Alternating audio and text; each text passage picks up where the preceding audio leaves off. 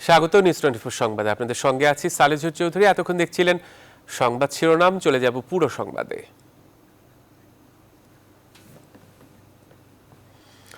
পেঁয়াজের দাম হঠাৎ করে কেজিতে বেড়েছে 10 থেকে 15 টাকা। মাত্র এক সপ্তাহ আগেও যে পেঁয়াজ বিক্রি হয়েছে 40 থেকে 42 টাকা কেজিতে, তা এখন বাজার ভেদে 50 থেকে 55 টাকায় বিক্রি হচ্ছে। আমদানি ও সরবরাহের কোনো জটিলতা নেই, তারপরও কেন বেড়েছে এই নিত্যপণ্যের দাম তার সুনির্দিষ্ট উত্তর নেই কারো কাছেই। অথচ বাড়তি দামের খেসারত দিতে হচ্ছে ভোক্তাকেই। ভোক্তা অধিকার সংগঠন ক্যাব বলছে এজন্য দায়ী ব্যবসায়ীদের কারসাজি। প্রতিনিধিদের পাঠানো তথ্য ছবি নিয়ে বিস্তারিত জানাচ্ছেন বাবু কামরুজ্জামান। দেশে পেঁয়াজের বার্ষিক চাহিদা 25 লাখ মেট্রিক টন। সবশেষ 2019-20 অর্থ বছরে দেশে পেঁয়াজ উৎপাদন হয়েছে 25.5 লাখ মেট্রিক টন। উৎপাদিত পেঁয়াজের 25% পচে যাওয়ায় নিট উৎপাদন 19 লাখ মেট্রিক টনের কিছু বেশি। অর্থাৎ বাড়তি চাহিদার মাত্র 5 থেকে 6 লাখ মেট্রিক টন আমদানি নির্ভর হলেও তা নিয়েই বাজারে চলে নানা কারসাজি। এই যেমন মাত্র এক সপ্তাহ আগেও যে পেঁয়াজ বিক্রি হয়েছে 40 থেকে 42 টাকায়, তা এখন বাজার ভেদে 55 টাকাও গুনতে হচ্ছে ভোক্তাকে। অথচ আমদানি রয়েছে স্বাভাবিক গতিতেই। দিনাজপুরের হিলি স্থলবন্দর দিয়ে ভারতীয় পেঁয়াজের সিংহভাগ আমদানি করা হয়। গত এক সপ্তাহে এ বন্দরের আমদানি কার্যক্রম ছিল একই রকম। তবু কেন এমন লাগাম ছাড়া দর বৃদ্ধি, তার সুনির্দিষ্ট কারণ বলতে পারছেন না ব্যবসায়ীরা। আগে ছিল 45-35, এখন হলো 60। আমদানিকারকরা কোনো সময় দাম বাড়ায় না, দাম বাড়াতে পারে না। একদিন যদি কোনো প্রশাসন কর্তৃক নজরদারি করা যায়, প্রতি কেজিতে 20 থেকে 30 টাকা কমে যাবে। ক্রেতাদের অভিযোগ, বেশ কিছুদিন পেঁয়াজের বাজার স্বাভাবিক হলেও সরকারের নজরদারি না থাকায় এখন সুযোগ নিচ্ছেন অসাধু ব্যবসায়ীরা। পেঁয়াজের দামটা মনে কমবে, কিন্তু এখন বাড়তি, জনগণের একটু কষ্টই হয়ে গেছে। জনগণরা আর কি করবো, সব জিনিসের দাম এরকম করে বাড়লে। দেশের সবচেয়ে বড় ভোগ্যপণ্যের বাজার খাতুনগঞ্জেও পেঁয়াজের বাজার ঊর্ধ্বমুখী। পাইকাররা বলছেন দেশি পেঁয়াজের মৌসুম শেষ দিকে হওয়ায় সরবরাহ কিছুটা কম। বন্যা হতে কিছু ফসল ওদের মার খেয়েছে, যার পরিপ্রেক্ষিতে দাম ওখানে মোকামে বাড়ছে। 37 থেকে 40, 40 থেকে 45, এইভাবে বাড়তে বাড়তে আজকে 45, 48। একই ছবি দক্ষিণের জেলা যশোরেও। করোনাকালে যখন আয়ের সুযোগ সীমিত, তখন উল্টো নিত্যপণ্যের লাগামহীন দামে নাকাল সাধারণ মানুষ। 15-20 টাকা করে কেজিতে বেড়ে গেছে, তা আমার তো সংসার চালানো লাগে, বেতন তোমার বাড়িনি। সরকারও তো এর ভিতরে কোনো নজরদারি করতেছে না। ভোক্তা অধিকার সংগঠন ক্যাব বলছে ব্যবসায়ীরা কারসাজি করেই বাজারে অস্থিরতা তৈরি করে। এজন্য প্রয়োজন জোরালো তদারকি। 4-5 দিনের মধ্যে পেঁয়াজের দাম অনেক বেড়ে গেছে এবং এটা বাড়ার কোনো কারণ আছে বলে আমরা মনে করি না। আমরা আমদানিকারকদের আলোচনা করলেও দেখা যায় যে তারা জানেন না কেন পেঁয়াজের দাম বাড়ছে। আমরা মনে করি যে এটা ব্যবসায়ীদের কারসাজি, এটাই সিন্ডিকেট, এটাই করে তারা ইচ্ছাকৃতভাবে, যেহেতু সরকারের কাছে কোনো মান নাই। কেবল পেঁয়াজ নয়, করোনাকালে মানুষের আয় কমলেও তেল, ডিম, ব্রয়লার মুরগি, শাকসবজি সহ বেশিরভাগ নিত্যপণ্যের দামই এখন চড়া। ফলে বিপাকে সাধারণ ভোক্তারা। বাবু কামরুজ্জামান, নিউজ 24, ঢাকা। জাতিসংঘ সাধারণ পরিষদের 76তম অধিবেশনে যোগদান এবং যুক্তরাষ্ট্র ফিনল্যান্ড সফর নিয়ে বিস্তারিত জানাতে আজ সোমবার বিকেলে সংবাদ সম্মেলন করবেন প্রধানমন্ত্রী শেখ হাসিনা। বিকেল 4টায় এই সংবাদ সম্মেলন অনুষ্ঠিত হবে। প্রধানমন্ত্রীর প্রেস উইং জানিয়েছে, প্রধানমন্ত্রীর কার্যালয়ে অনুষ্ঠিত হবে এই সংবাদ সম্মেলন, যেখানে গণভবন থেকে ভার্চুয়াল প্ল্যাটফর্মে যুক্ত হবেন প্রধানমন্ত্রী। গত 17 সেপ্টেম্বর জাতিসংঘ অধিবেশনে যোগ দিতে ঢাকা ছাড়েন প্রধানমন্ত্রী। ফিনল্যান্ডের রাজধানী হেলসিঙ্কিতে 2 দিনের যাত্রা বিরতি শেষে 19 সেপ্টেম্বর তিনি নিউ ইয়র্ক পৌঁছান। শুক্রবার রাতে দেশে ফেরেন প্রধানমন্ত্রী।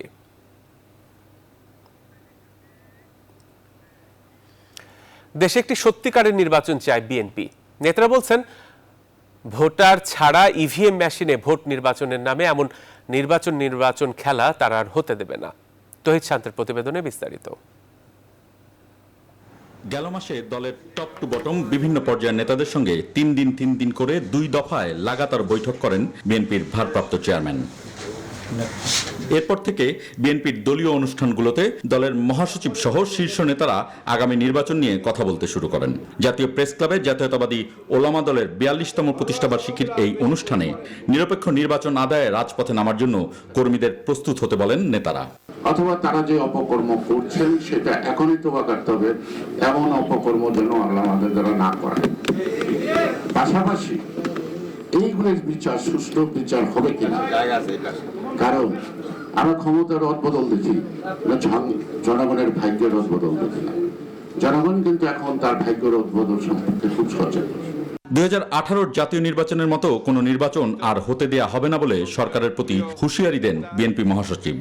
যে আপনারা নির্বাচন করতে চান, কারণ নির্বাচন না করলে, না দেখালে তো আপনারা আবার বাইরের বিশ্বের কাছে আপনারা তখন আপনার হয়ে যাবেন স্বৈরতান্ত্রিক দেশ।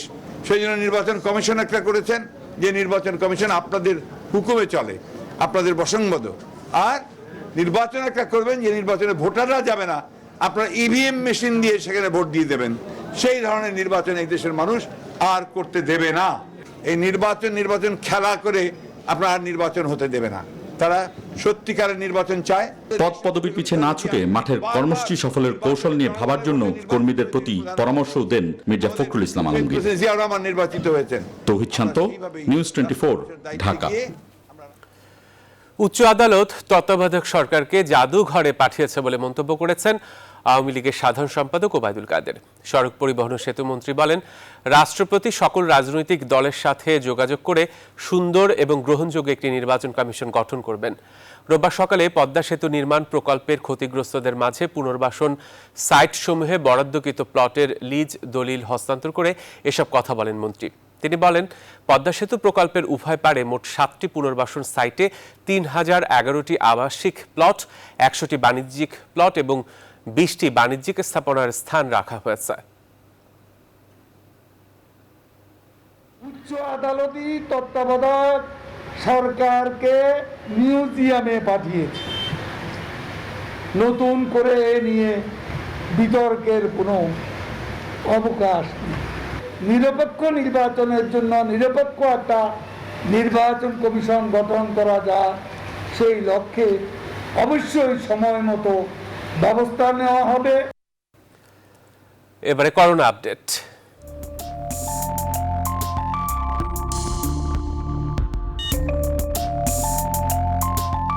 কাপটা ভালো করে ধুয়ে এক কাপ চা।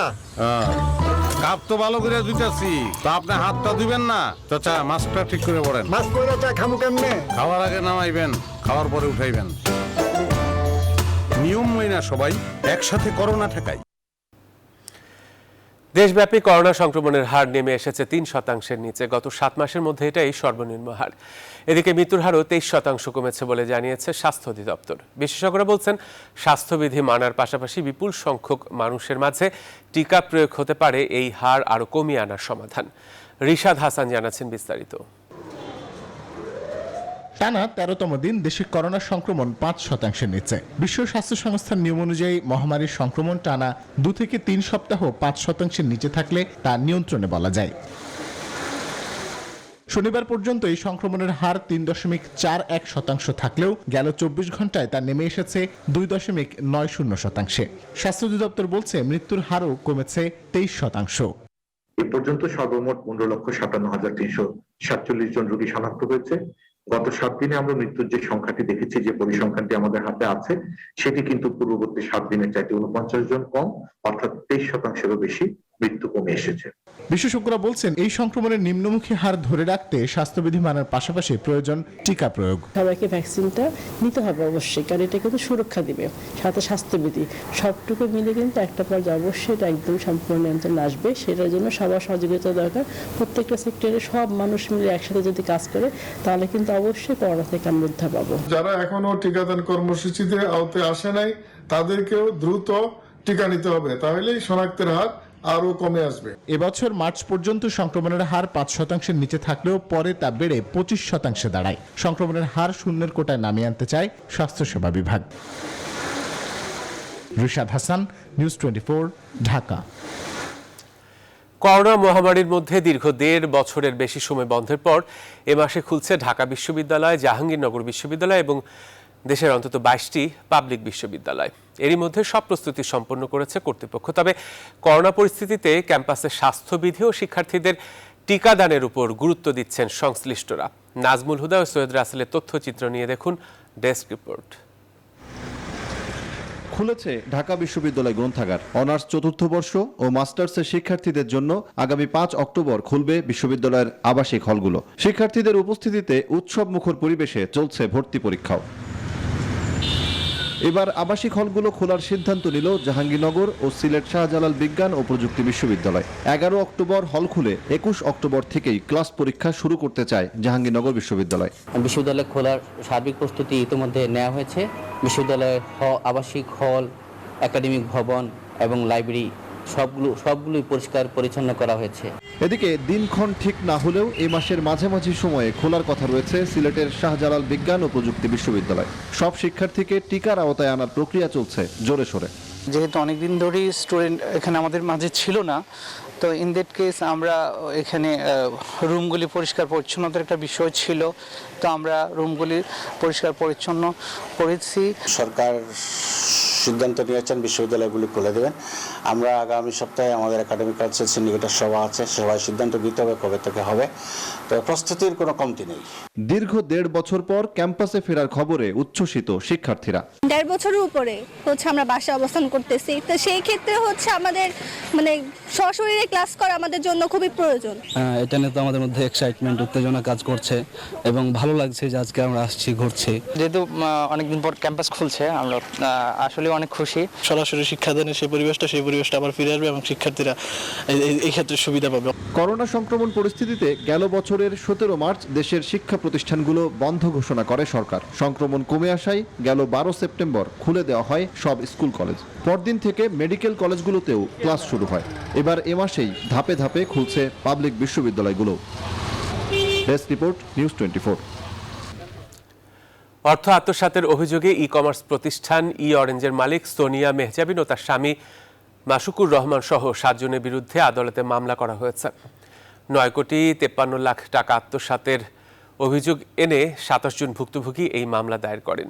রোববার ঢাকা মেট্রোপলিটন ম্যাজিস্ট্রেট মোর্শেদ আল মামুন ভুইয়ার আদালত 27 জন ভুক্তভোগীর পক্ষে মোহাম্মদ নাসিম প্রধান নামে একজন বাদী হয়ে মামলার আবেদন করেন। এরপর আদালত বাদীর জবানবন্দি গ্রহণ করে নথি পর্যালোচনায় গুলশান থানাকে মামলাটি এজাহার হিসেবে গ্রহণ করার নির্দেশ দেন। মামলার অপর আসামিরা হলেন শেখ সোহেল রানা, মোহাম্মদ আমানুল্লাহ চৌধুরী, জায়দুল ফিরোজ, নাজনীন নাহার বিথি ওরফে বিথি আক্তার ও নাজমুল হাসান রাসেল।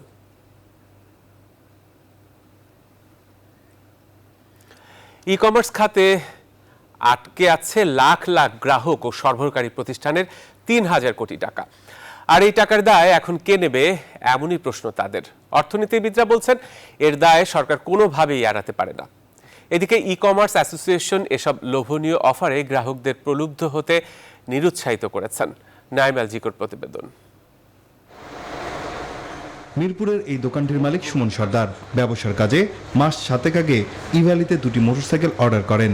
এরপর সময় মতো না পেলে রিফান্ডের চেক নেন, কিন্তু সেই চেক আর ক্যাশ করতে পারেননি তিনি। ধরা খান 3.5 লাখ টাকারও বেশি। এখন প্রশ্ন, কে দেবেন তার টাকা?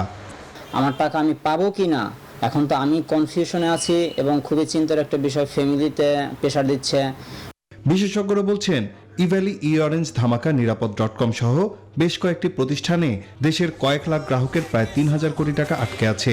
এর মধ্যে ইভ্যালির কাছে রয়েছে 1,000 কোটি এবং অরেঞ্জের কাছে 1100 কোটি টাকা। আর এই টাকা পাওয়া নিয়ে দেখা দিয়েছে অনিশ্চয়তা। তবে তারা বলছেন এসবের দায় নিতে হবে বাণিজ্য মন্ত্রণালয়, ভোক্তা অধিকার, ইক্যাব সহ সংশ্লিষ্ট দপ্তরগুলোকে। ইভ্যালির মতো ই কমার্স সাইট এই সব কিছুই মনে হচ্ছে যে এখানে একটা অস্পষ্টতা রয়েছে, যে তাতে হচ্ছিল কি আমাদের বড় সংখ্যক যে আমাদের ভোক্তা রয়েছে এবং জনসাধারণ রয়েছে প্রতারিত হওয়ার সম্ভাবনা রয়েছে এবং প্রতারিত হচ্ছে। পরিচালনার দায়িত্বে নিয়োজিত নিয়ন্ত্রণ সংস্থার উপর এর দায় বর্তায়। প্রাথমিকভাবে বাণিজ্য মন্ত্রণালয় জনস্বার্থ রক্ষাকারী প্রতিষ্ঠান এবং সংস্থা হিসাবে পড়ে। তার মধ্যে আছে কম্পিটিশন কমিশন, ভোক্তা অধিকার এবং আইন মন্ত্রণালয়। কনজিউমার প্রোটেকশন অ্যাক্টটা বাস্তবায়নের ফেলিওরের জন্য টাকা ফেরতের দায় এড়িয়ে ইক্যাব এসব খাতে বিনিয়োগে সতর্ক হতে বলছে গ্রাহকদের। আমি ভোক্তাদের উদ্দেশ্যে বলবো, আপনারা এই সময় একটু সতর্কতার সহিত কেনাকাটা করবেন। যে সমস্ত কোম্পানি অস্বাভাবিক অফার দিচ্ছে, অত্যন্ত সতর্কতার সহিত এই কোম্পানিগুলো থেকে কেনাকাটা করুন। ইক্যাবের তথ্যমতে দেশে বর্তমানে 30,000 ই কমার্স বা অনলাইনে কেনাবেচার প্রতিষ্ঠান আছে। আর করোনা মহামারীর সময় ই কমার্সের বিশাল উত্থান হয়। এই খাতের প্রবৃদ্ধি ছিল 50 থেকে 100%। কিন্তু ইভ্যালি অরেঞ্জ, ধামাকার মতো কয়েকটির কারণে ই কমার্স খাত বর্তমানে প্রায় 50% বাজার হারিয়েছে। নাইম আলচিকো, নিউজ 24, ঢাকা। যথারীতি ভয়াবহ যাত্রী হয়রানি। নির্দিষ্ট রুট ধরে অভিযানের কথা শুনে যেন রাস্তা হয়ে পড়ে গণপরিবহন শূন্য। ভ্রাম্যমাণ আদালতের উপস্থিতি টের পেয়ে অধিকাংশ বাসই উল্টো দিকে চলতে থাকে। থামতে বললেও ভ্রাম্যমাণ আদালতকে তোয়াক্কা না করে দ্রুত গতিতে চলে যায় বেশ কিছু যাত্রীবাহী বাস।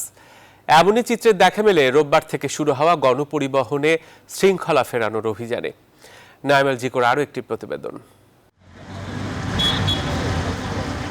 বসিলা ব্রিজ থেকে মোহাম্মদপুর বাস স্ট্যান্ড চলাচলের রাস্তার দৃশ্য এটি। প্রতিদিন শত শত গণপরিবহনে চলাচলে ব্যস্ত হয়ে থাকা এই সড়ক যেন গণপরিবহন শূন্য। কিছু কিছু বাসকে দেখা যায় অর্ধেক রাস্তায় এসে ঘুরে যেতে, যার কারণ রাজধানীর গণপরিবহনের শৃঙ্খলা ফেরাতে বিআরটিএ ও ডিএমপির সাথে যৌথভাবে ঢাকার 2 সিটি কর্পোরেশনের অভিযান। যে গুটি কয়েক বাস পাওয়া গেছে সেগুলোর একটিও ছিল না ফিটনেস সার্টিফিকেট কিংবা রুট পারমিট। তাই অনেকটা বাধ্য হয়েই সিএনজি ও পণ্যবাহী পরিবহন থামানো হয়। এসব লক্কর ঝক্কর বাসে চড়ে ঝুঁকি নিয়ে প্রতিদিন নিজ নিজ গন্তব্যে ছুটে চলেছেন সাধারণ মানুষ। বাসের অবস্থা বহুতই খারাপ, গাড়ি তো লক্কর ঝক্কর অবস্থা, এগুলো তো গাড়ি না, ঠেলা গাড়ি। শিক্ষা প্রতিষ্ঠান থেকে জায়গাটা অনেক দূরে, বাসে ছাড়া আসা সম্ভব না। গাড়ি চালক ও মালিকরা বলছেন বাড়তি সিট সহই এসব গাড়ি কিনেছেন তারা। করোনা আমরা আইছে, তারপর ব্যবসা বাণিজ্য বেশি না, এই কারণে আর করতে পারি না কাগজপাতি। এই গাড়িগুলোর রেজিস্ট্রেশন দেওয়া হয়েছে, তখন তো এই বাড়তি সিট হবে, এমনকি ফিটনেসও নবায়ন করা সিট সহই কিনছে, আমি তো সিট আমি বানাই নাই। এদিকে সড়কে গণপরিবহন খুব একটা না থাকায় ফিটনেস ও রুট পারমিটহীন বাস সহ যাত্রীবাহী পরিবহনগুলোর বিরুদ্ধে ভিন্ন ব্যবস্থা নেওয়ার চিন্তা করছে ভ্রাম্যমাণ আদালত। আমরা বসলাম আর আপনারা গাড়ি বন্ধ করে দিলেন, এই বিষয়গুলি কিন্তু আলোচনায় আসবে এবং আলোচনার মাধ্যমেই কিন্তু পরবর্তীতে আমাদের একটা সমাধানের দিকে আমরা যাব। প্রতিনিয়ত যখন তাদেরকে আমরা ধরবো, আজকের এই মেসেজ দিয়ে তারাও বুঝতে পারবে যে না, আমাকে বৈধভাবেই চলতে হবে। আমাদের এই প্রক্রিয়াটাকে আরো একটু ভিন্ন রকম ভাবে সাজাইতে হবে, যেখানে যেমন আমরা মোবাইল কোড এক জায়গায় বসলেও আরো 2টি টিম অন্য জায়গায় পিছনে তৈরি থাকতে হবে। গত 24 জুন বাস রুটের 17তম সভায় রুট পারমিটবিহীন বাস বন্ধের সিদ্ধান্ত হলেও করোনার কারণে কার্যক্রম ব্যাহত হয়। নাইম আলচিকো, নিউজ 24, ঢাকা। 2005 সালে চট্টগ্রাম আদালত প্রাঙ্গণে বোমা হামলার দায়ে নিষিদ্ধ জঙ্গি সংগঠন জেএমবির সদস্য বোমা মিজানের মৃত্যুদণ্ড দিয়েছে আদালত। অপর আসামি জাবেদ ইকবালকে দেয়া হয়েছে যাবজ্জীবন কারাদণ্ড। সন্ত্রাস বিরোধী ট্রাইব্যুনালের বিচারক আব্দুল হালিম রোববার সকালে এই রায় ঘোষণা করেন। এর আগে সকাল 10:30টার দিকে কড়া নিরাপত্তায় চট্টগ্রাম কেন্দ্রীয় কারাগার থেকে সন্ত্রাস বিরোধী ট্রাইব্যুনালের আদালতে নিয়ে আসা হয় আসামি জাভেদ ইকবালকে। এছাড়া মামলায় অভিযুক্ত আরও এক আসামি বোমা মিজান পলাতক রয়েছে।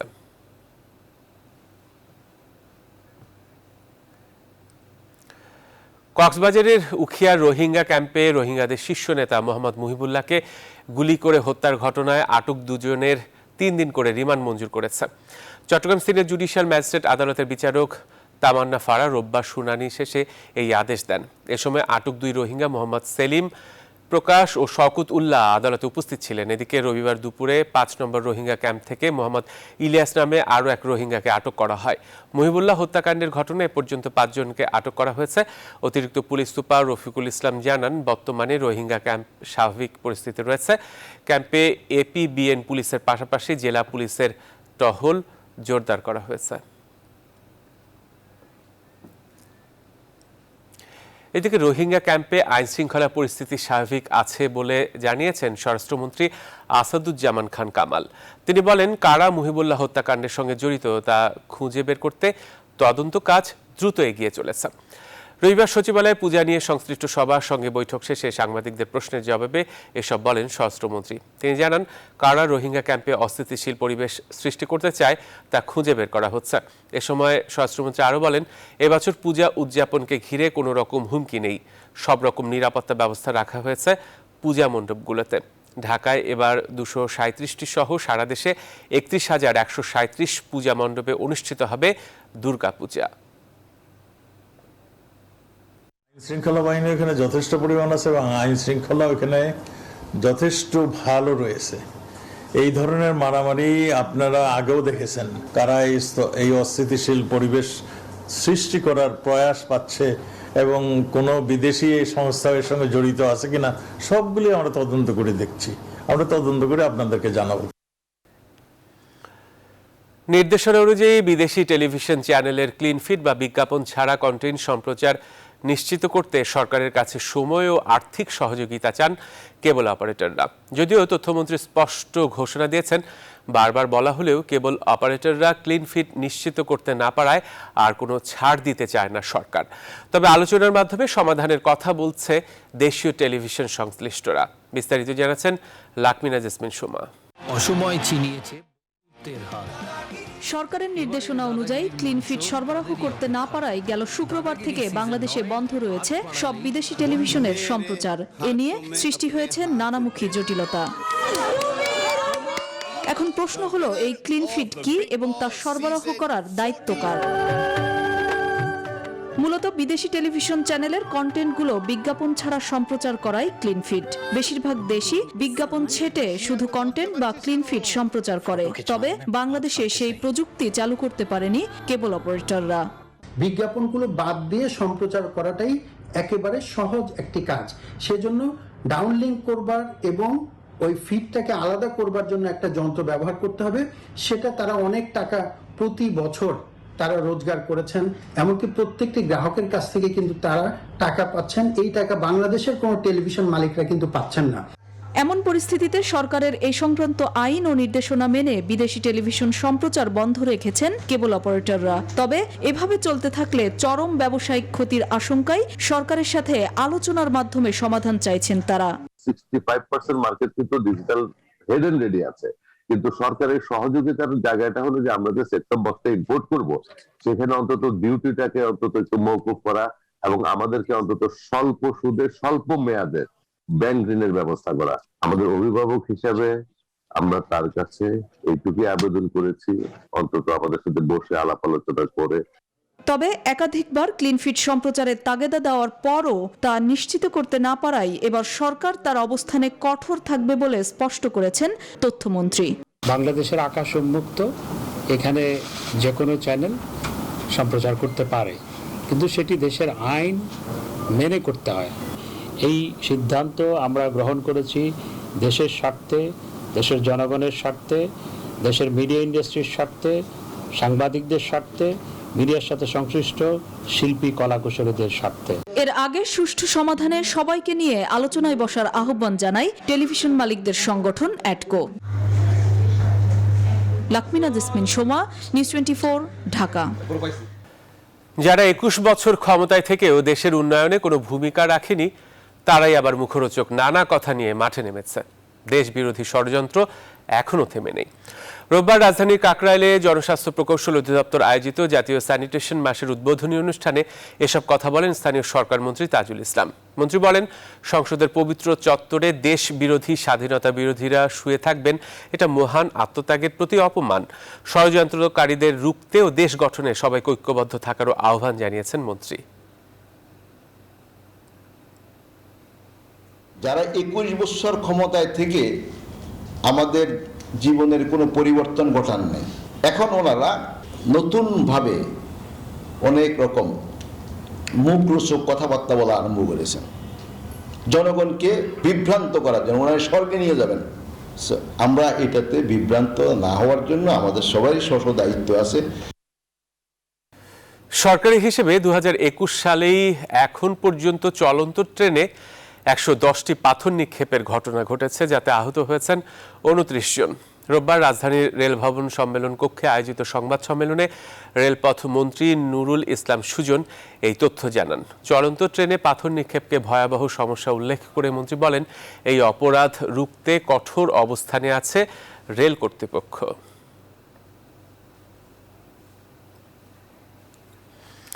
সেনাবাহিনীর পদাতিক কোরের অন্তর্গত বাংলাদেশ ইনফ্যান্ট্রি রেজিমেন্টের 6ষ্ঠ কর্নেল অব দি রেজিমেন্ট হিসেবে অভিষিক্ত হয়েছেন সেনাবাহিনী প্রধান জেনারেল SM শফিউদ্দিন আহমেদ। রোববার রাজশাহী সেনানিবাসে শহীদ কর্নেল আনিস প্যারেড গ্রাউন্ডে মনোমুগ্ধকর ঐতিহ্যবাহী এই অভিষেক অনুষ্ঠান সম্পন্ন হয়। এই অনুষ্ঠানের মধ্য দিয়ে কর্নেল অব দি রেজিমেন্ট হিসেবে সেনাবাহিনীর প্রধান ঐতিহ্যবাহী সামরিক রীতি অনুযায়ী বাংলাদেশ সেনাবাহিনীর রেজিমেন্ট অব দি মিলেনিয়ামের অভিভাবকের দায়িত্ব গ্রহণ করলেন। অনুষ্ঠানে সেনা সদর, army training and doctrine command, স্থানীয় ফরমেশন এবং বাংলাদেশ ইনফ্যান্ট্রি রেজিমেন্টের ঊর্ধ্বতন কর্মকর্তারা সহ বিভিন্ন পদবীর সদস্যরা উপস্থিত ছিলেন। কর্নেল অব দ্য রেজিমেন্ট হিসেবে আমার সার্বক্ষণিক প্রচেষ্টা থাকবে পদাতিক কোরের চলমান আধুনিকায়ন এবং এটাকে আরও ত্বরান্বিত করা, নতুন সামরিক সরঞ্জাম সংযোজিত করে আরও উদ্যমী পদাতিক বাহিনী গড়ে তোলা আমার লক্ষ্য হবে। তথ্য যোগাযোগ প্রযুক্তি প্রতিমন্ত্রী জুনাইদ আহমেদ পলক বলেছেন, শুধু মধ্যম আয়ের দেশের তালিকায় নিজেদের স্থান ধরে নেওয়া নয়, একই সঙ্গে জ্ঞান বিজ্ঞানে বাংলাদেশকে একটি উদ্ভাবনীয় জাতি হিসেবে বিশ্বের কাছে তুলে ধরতে চায় সরকার। জাতির জনক বঙ্গবন্ধু শেখ মুজিবুর রহমানের জন্ম শতবার্ষিকী উপলক্ষে ভার্চুয়াল প্ল্যাটফর্মে অনুভবে বঙ্গবন্ধুর হৃদয়ে বাংলাদেশ স্মরণিকার মোড়ক উন্মোচন অনুষ্ঠানে কথা বলেন মন্ত্রী। অনুষ্ঠানটির আয়োজন করে ইউরোপ প্রবাসী প্রকৌশলীদের সংগঠন বঙ্গবন্ধু প্রকৌশলী পরিষদ। সংগঠনের সভাপতি ইঞ্জিনিয়ার মাহফুজুর রহমান ভূঁইয়ার সভাপতিত্বে অনুষ্ঠানের প্রধান বক্তা ছিলেন আওয়ামী লীগের বিজ্ঞান ও প্রযুক্তি বিষয়ক সম্পাদক প্রকৌশলী মোহাম্মদ আব্দুস সবুর। আমরা বিভিন্ন দেশের বড় বড় বিশ্ববিদ্যালয়, বাংলাদেশের যারা বিভিন্ন অধ্যাপক গবেষক আছেন অন্যান্য দেশে, তাদেরকেও এখানে আমরা সম্পৃক্ত করতে চাই। আর সেই সেতু বন্ধন হিসেবে আমাদের যে ইউরোপীয় আওয়ামী লীগ এবং আমাদের বাংলাদেশের আওয়ামী লীগের বিজ্ঞান ও প্রযুক্তি বিষয়ক সম্পাদক এবং সাথে সাথে আমাদের বঙ্গবন্ধু প্রকৌশলী পরিষদ, তারা এই সেতু বন্ধন হিসেবে কাজ করবে। দৈনিক কালের কণ্ঠের ভারপ্রাপ্ত সম্পাদক হিসেবে যোগ দিয়েছেন শাহেদ মোহাম্মদ আলী। বাংলাদেশের গণমাধ্যম ও সাংবাদিকতা জগতে শাহেদ মোহাম্মদ আলী এক পরিচিত নাম। 2 দশকেরও বেশি সময় ধরে যিনি ভোরের কাগজ ও প্রথম আলোর সংবাদ সম্পাদনার কাজ করার অভিজ্ঞতায় সাংবাদিকতার নিউজরুমে অনন্য অবস্থান তৈরি করেছেন।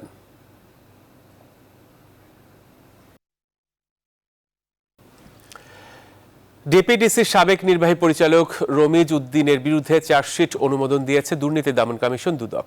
রোববার দুদকের প্রধান কার্যালয় থেকে চার্জশিট অনুমোদন দেওয়া হয়। দুদকের সহকারী পরিচালক মোহাম্মদ জয়নাল আবেদিন আদালতে চার্জশিট দাখিল করেন। 2019 সালের 6 অক্টোবর রমিজ উদ্দিনের বিরুদ্ধে মামলা দায়ের করে দুদক। অবৈধ সম্পদ অর্জনের অভিযোগে তার সম্পদ বিবরণী দাখিলের নির্দেশে রমিজ সম্পদের তথ্য গোপন করেন।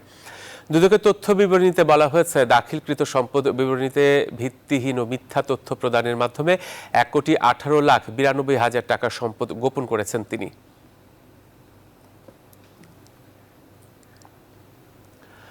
পল্লবীতে 3 কলেজ ছাত্রী নিখোঁজের ঘটনায় একজনের 2 দিনের রিমান্ড মঞ্জুর করেছেন আদালত। বাকি 3 জনকে আদালত কারাগারে পাঠানোর আদেশ দিয়েছেন। বৃহস্পতিবার সকালে পল্লবী থেকে 3 কলেজ ছাত্রী নিখোঁজ হন। 3 জনই বান্ধবী। তারা দ্বাদশ শ্রেণীর ছাত্রী। মিরপুর 14 এলাকায় বসবাস করতেন তারা। নিখোঁজ হওয়ার ঘটনায় শনিবার রাতে এক শিক্ষার্থীর বড় বোন বাদী হয়ে পল্লবী থানায় মামলা করেন। এরপর পুলিশ 4 জনকে গ্রেফতার করে। এছাড়াও অজ্ঞাতনামা 4-5 জনকে আসামি করা হয়েছে। গ্রেফতার মোহাম্মদ রকিবুল্লাহ 2 দিনের রিমান্ড এবং মোহাম্মদ তরিকুল্লাহ জিনিয়া ওরফে টিকটক জিনিয়া রোজ ও শরফুদ্দিন আহমেদ অয়নকে কারাগারে পাঠানোর আদেশ দিয়েছেন আদালত। 4 আসামিরই বয়স 18 থেকে 20 বছরের মধ্যে। পুলিশ তাদের 7 দিনের রিমান্ডের আবেদন করেছিলেন।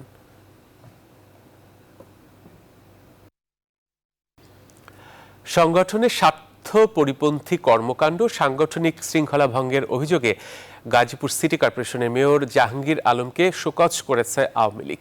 রোববার দলের দপ্তর সম্পাদক বিপ্লব বড়ুয়া বিষয়টি নিশ্চিত করেছেন। জানান, আওয়ামী লীগের সাধারণ সম্পাদক ওবায়দুল কাদেরের স্বাক্ষরিত চিঠিতে গাজীপুর জেলা আওয়ামী লীগের সাধারণ সম্পাদক জাহাঙ্গীর আলমকে আগামী 15 দিনের মধ্যে তার বক্তব্যের বিষয়ে ব্যাখ্যা দিতে বলা হয়েছে।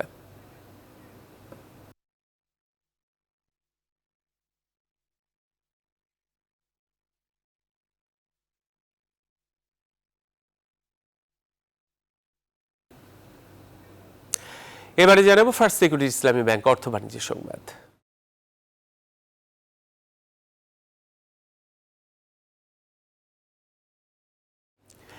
ইলিশের প্রজনন নিরাপদ করতে রবিবার মধ্যরাত থেকে সারা দেশের ৩৮ জেলার ১৭৪টি উপজেলার সকল নদ নদী এবং সাগরে ইলিশ সহ সকল ধরনের মাছ শিকার সরকারের ২২ দিনের নিষেধাজ্ঞা শুরু হয়েছে। নিষেধাজ্ঞা শুরুর আগ মুহূর্তে ইলিশ কিনতে বাজারে হুমড়ি খেয়ে পড়েন ক্রেতারা। বাজারে ইলিশের দাম বেশি এমন অভিযোগও করেছেন তারা। আড়তদারদের অভিযোগ, বাছাই করা ইলিশ ভারতে রপ্তানি হওয়ায় স্থানীয় বাজারে ইলিশের সংকট দেখা দিয়েছে। আগামী ২৫ অক্টোবর রাত ১২টায় শেষ হবে এই নিষেধাজ্ঞার মেয়াদ। এরপর থেকে ফের বাজারে স্বাভাবিক হবে ইলিশ সরবরাহ।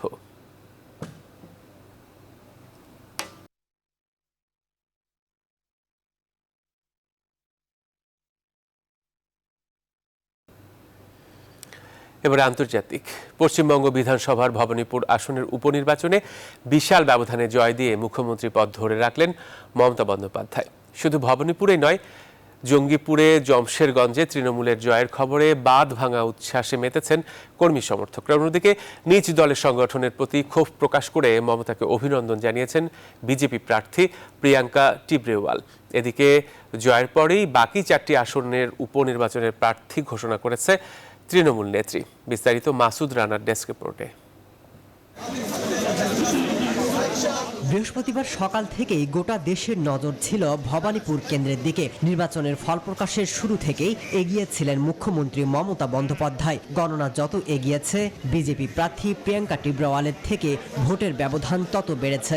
২০ রাউন্ড শেষে ২০১১ রেকর্ড ভেঙে আবারও পশ্চিমবঙ্গের মসনদ ধরে রাখলেন মমতা বন্দ্যোপাধ্যায়। জয়ের খবরে বাঁধ ভাঙা উচ্ছ্বাসে মেতেছেন তৃণমূল কর্মী সমর্থকরা। যদিও সহিংসতার আশঙ্কায় বিজয় উৎসব না করার জন্য রাজ্যের মুখ্য সচিবকে চিঠি দিয়েছেন নির্বাচন কমিশন। ভবানীপুর আসনে ২০১১ ও ২০১৬ সালের বিধানসভা নির্বাচনে মমতা জয়ী হয়েছিলেন। তবে এবারের ব্যবধান আরও বেশি। মমতার প্রতিদ্বন্দ্বী বিজেপি প্রার্থী প্রিয়াঙ্কা টিবরেওয়াল পেয়েছেন মাত্র ২৫,০০০ ভোট। মমতা পেয়েছেন ৮৪,০০০-এর বেশি ভোট। এতে জয়ের ব্যবধান ৫৮,০০০-এর বেশি। এতে জয়ের ব্যবধান ৫৬,০০০-এর বেশি। এমনকি তৃণমূল জয় পেয়েছে জঙ্গিপুর ও শমশেরগঞ্জেও। জয়ের পর ভবানীপুরবাসীর প্রতি কৃতজ্ঞতা প্রকাশ করেছেন মমতা বন্দ্যোপাধ্যায়। সব চক্রান্তকে জব্দ করে দিয়েছেন বাংলার মানুষ, ভবানীপুরের মানুষ। আমার দল থেকে শুরু করে, আমাদের তৃণমূল কংগ্রেসের সব পরিবার থেকে শুরু করে, সারা বাংলার মানুষের পরিবারের থেকে শুরু করে আমরা সকলে তাদের মনে রাখবো। এদিকে মমতা বন্দ্যোপাধ্যায়কে অভিনন্দন জানিয়েছেন বিজেপি প্রার্থী প্রিয়াঙ্কা টিবরেওয়াল। তবে ভোটে লড়তে হলে নিজ দলের সংগঠন মজবুত হওয়া দরকার বলেও তিনি মন্তব্য করেন। ন্যাচারালি বলবো BJP needs to work a lot on the সংগঠন। ন্যাচারালি বলবো যে ভবানীপুর আমি ছাড়বো না। ন্যাচারালি বলবো দ্যাট আই কংগ্রাচুলেট দিদি ফর দ্য ভিক্টরি। প্রণাম জানাই ওনাকে। আগামী ৩০ অক্টোবর বাকি ৪টি আসনের উপনির্বাচন। রাজ্যের শাসনভার দখলে জয়ের পরেই তৃণমূলের প্রার্থী ঘোষণা করেছেন মমতা বন্দ্যোপাধ্যায়। মাসুদ রানা, নিউজ 24। বলিউডের কিং শাহরুখ খানের ছেলে আরিয়ান খান মাদকসহ গ্রেফতারের ঘটনায় সরগরম মুম্বাই। ছেলের জন্য এরই মধ্যে বিখ্যাত আইনজীবী সতীশ মানশিলডিকে নিয়োগ দিয়েছেন কিং খান। শনিবার রাতে মুম্বাই থেকে গোয়াগামী একটি বিলাসবহুল প্রমথতরীতে অভিযান চালিয়ে ১০ জনকে আটক করেন এনসিবির কর্মকর্তারা। যেখানে আরিয়ান ছাড়াও ফ্যাশন জগতের অনেকেই নেশাগ্রস্ত অবস্থায় পাওয়া গেলে পুলিশ তাদের নার্কোটিক্স কন্ট্রোল ব্যুরো দপ্তর এনসিবির কাছে হস্তান্তর করে। প্রায় ৬ ঘন্টা জেরার পর মাদক নেয়ার কথা স্বীকার করেছেন আরিয়ান। অনুশোচনা প্রকাশ করে জানিয়েছেন এর আগে কখনোই এমন কিছু করেননি তিনি। বয়ান রেকর্ডের কয়েক ঘন্টার মধ্যেই আরিয়ানকে গ্রেফতার দেখানো হয়েছে, এমনটাই জানাচ্ছে ভারতীয় গণমাধ্যমগুলো। এদিকে গ্রেফতার শাহরুখ পুত্র জামিন পাননি। দুই পক্ষের শুনানি শেষে রোববার মুম্বাইয়ের ম্যাজিস্ট্রেট আদালত আরিয়ান খানের একদিনের এনসিবি হেফাজত মঞ্জুর করেছে। এবারে জানাবো প্রবাসের খবর।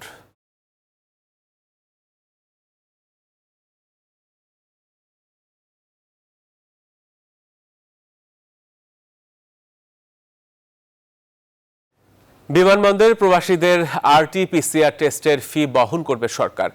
আবুধাবি দূতাবাসে প্রবাসীদের সাথে মতবিনিময়কালে একথা জানান প্রবাসী কল্যাণ ও বৈদেশিক কর্মসংস্থান মন্ত্রী ইমরান আহমদ। শনিবার আবুধাবি দূতাবাসে প্রবাসীদের সাথে মতবিনিময় সভায় মন্ত্রী জানান, প্রবাসীদের বিমানবন্দরে আরটিপিসিআর টেস্ট ফি বাবদ ১৬০০ টাকা বহন করবে সরকার। সংযুক্ত আরব আমিরাত সফর শেষে দেশে ফিরে তা বাস্তবায়নের ঘোষণাও দেন তিনি। সভায় আরও বক্তব্য রাখেন বাণিজ্যমন্ত্রী Tipu Munshi, consul general ABM Jamal হোসেনও।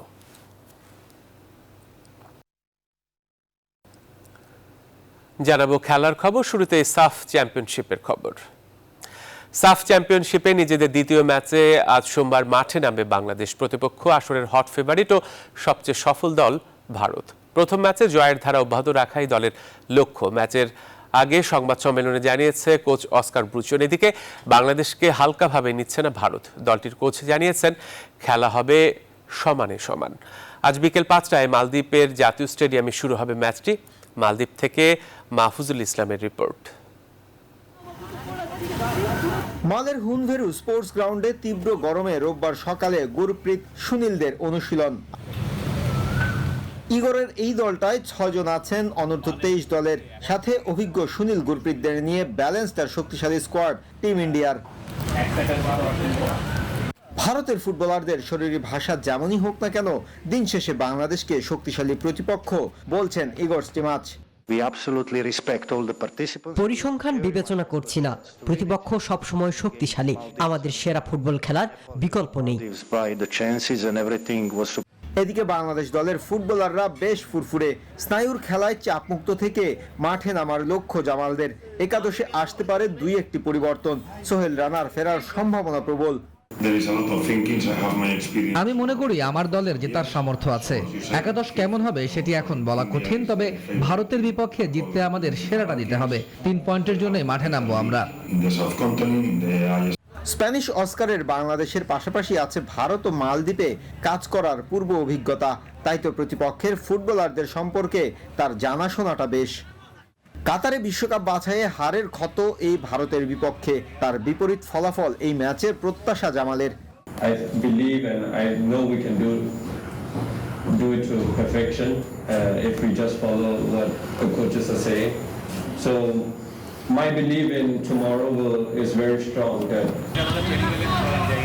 মালদ্বীপের মালে থেকে মাহফুজুল ইসলাম, নিউজ 24। আইসিসি টি20 বিশ্বকাপে অংশ নিতে ওমানের উদ্দেশ্যে রওনা হয়েছে বাংলাদেশ জাতীয় ক্রিকেট দল। রাতে বাংলাদেশ বিমানের ফ্লাইটে দেশ ত্যাগ করেন মাহমুদুল্লাহ রিয়াদরা। বিশ্বকাপে যাবার আগে সবার কাছে দোয়া চেয়েছেন অধিনায়ক। রিয়াদের বিশ্বাস, এবার টাইগারদের জন্য সেরা সুযোগ ভালো কিছু করার।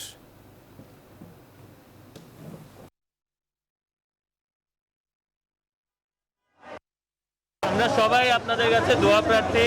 আমার কাছে মনে হয় পার্সোনালি অ্যাজ এ নেশন আমাদের খুব ভালো একটা সুযোগ এই ওয়ার্ল্ড কাপে, যদি ইনশাল্লাহ আমরা ভালো ক্রিকেট খেলতে পারি, কনসিস্টেন্টলি থাকতে পারি। যদি আমরা যেরকম ক্রিকেট খেলছি লাস্ট কয়েকটা সিরিজে, ওরকম আত্মবিশ্বাস নিয়ে যদি আমরা খেলতে পারি, ইনশাল্লাহ আমাদের জন্য ভালো রেজাল্ট অ্যাচিভ করা সম্ভব। এবং আমার মনে হয় যে এক্সপেকটেশন তো থাকবেই, ওভারঅল টিমের এক্সপেকটেশন, প্লেয়ারদের এক্সপেকটেশন, দেশবাসীর এক্সপেকটেশন। কিন্তু এক্সপেকটেশনসগুলো তখনই আমরা ফুলফিল করতে পারবো যখন আমরা আমাদের পটেনশিয়ালি আমরা আমাদের নিজেদের নামের প্রতি সেরা বিচারটা করতে পারবো। আর এই ছিল এখনকার সংবাদে। আরো খবর ও তার বিশ্লেষণ জানতে ভিজিট করুন www.news24bd.tv তে। সাথে থাকা সবাইকে ধন্যবাদ।